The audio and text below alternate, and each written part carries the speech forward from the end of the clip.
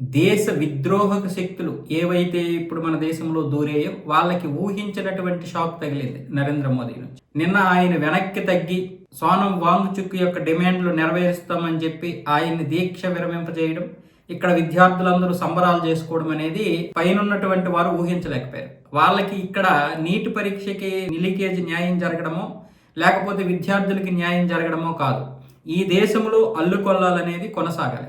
August 15 వరకు కూడా ఈ అల్లర్లు కొనసాగేలా చేస్తే అప్పుడు ఏదో ఒక విషయం ఆగస్టు 15 తర్వాత మనం చేయొచ్చు. ఇటువైపు పార్లమెంటు సమావేశాలు కూడా ఆగిపోతాయి, తద్వారా బిల్లులన్నీ కూడా పాస్ అవ్వకుండా ఉంటాయి. ఆగస్టు 15 వరకు గనక మనము ఈ యొక్క నిరసనలు చేపడితే ఆ తర్వాత వీళ్ళు ఆగస్టు 15 కూడా చేసుకోలేరు అనే విధంగా ఒక పెద్ద ప్లాన్ చేశారు. కాకపోతే నరేంద్ర మోదీకి ఇందులో కుట్ర దాగిందని తెలుసు, ఈ కుట్రలు ఎక్కడి వరకు కొనసాగుతాయి అన్న విషయం కూడా తెలుసు. అందుకే ధర్మేంద్ర ప్రధాన్ని రాజీనామా చేయనివ్వకుండానే ఆయన వెనకడుగు వేసి ఇప్పుడు సోనం వాంగ్చుక్ని దీక్ష విరమింపజేసేలా చేశారు. ఇక్కడ విద్యార్థుల్లో కూడా కొంతవరకు ఈ యొక్క ఉద్రిక్తత పరిస్థితులు తగ్గేలా చేశారు. ఇప్పటి నుంచి వీళ్ళకి ఇంకొక ఆదేశాలు వచ్చాయి.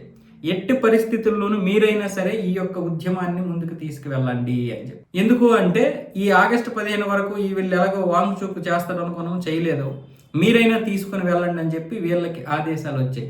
మరి ఇలాంటి సమయంలో కేంద్ర మంత్రులు అనమాట మీతో మాట్లాడతాము, మీరు రండి, సరే మా ఇంటికి మీరు రావద్దు, మీరు ఒక ప్లేస్ చెప్పండి, ఆ ప్లేస్కే వస్తాము, కానీ జంతర్ మంతర్ దగ్గర వద్దు, ఎందుకంటే ఉద్రిక్తత పరిస్థితులు ఉంటాయి కాబట్టి, సెక్యూరిటీ ప్రాబ్లం ఉంటుంది కాబట్టి ఇక్కడ వద్దని చెప్పి జేపీ నడ్డా గారు అలాగే జితేంద్ర సింగ్ వీళ్ళిద్దరూ కూడా మాట్లాడడం జరిగింది. దానికి ఇప్పుడు సిజేపీ విద్యార్థులు కూడా ఒప్పుకున్నారు. సో ఈ నేపథ్యంలో ఈ ఊహించినటువంటి పరిణామాలు అంటే నరేంద్ర మోదీ ఎలాగో తగ్గడు, ఎలాగో ఈ కుట్ర ఉందని తెలుసు కాబట్టి తగ్గడు, మనం కూడా తగ్గడు కాబట్టి నరేంద్ర మోదీ మీద వ్యతిరేకత వచ్చే విధంగా ఉంటుంది.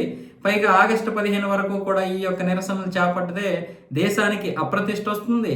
పైగా పార్లమెంటు సమావేశాలు అవ్వవు, ఈ బిల్లులు పాస్ అవ్వవు, మనం అనుకున్న విధంగా అన్నీ చేయొచ్చు. కాంగ్రెస్ ఎప్పటికీ కూడా ఇక ఇందులోకి దూరలేదు, కాంగ్రెస్ ఇక ఎప్పటికీ దీనివల్ల చేత కాదు అని చెప్పి వెనక నుండి నడిపిస్తున్నటువంటి ఈ విద్రోహ శక్తులకి నరేంద్ర మోదీ నిన్న 2 అడుగులు వెనకేసి మొత్తం మీద అయితే వీళ్ళకి ఊహించినటువంటి షాకే ఇచ్చాడు. ఇప్పుడు వీళ్ళందరూ బయట నుంచి తన్నుకుంటున్నారు. ఇదేంటిది, మనం ఏం చేసినా కూడా బీజేపీ ఏదో ఒక విధంగా ప్లాన్ చేసి ఆ యొక్క దీన్ని అంటే కనీసం ఆ ఆనందాన్ని 48 గంటలు కూడా ఉంచదు అనే విధంగా వాళ్ళు లోపల కొట్టుకుంటున్నారు ఒక్కొక్కడు కూడా.